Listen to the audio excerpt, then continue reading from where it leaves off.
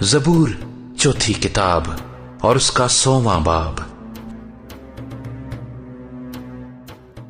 اے اہل زمین، سب خداوند کے حضور خوشی کا نعرہ مارو، خوشی سے خداوند کی عبادت کرو، گاتے ہوئے اس کے حضور حاضر ہو۔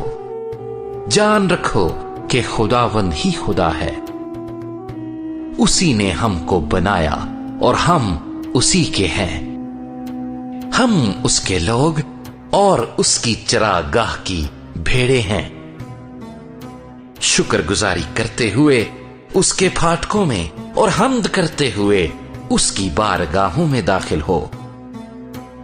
اس کا شکر کرو اور اس کے نام کو مبارک کہو، کیونکہ خداوند بھلا ہے اور اس کی شفقت ابدی ہے، اور اس کی وفاداری پشت در پشت رہتی ہے۔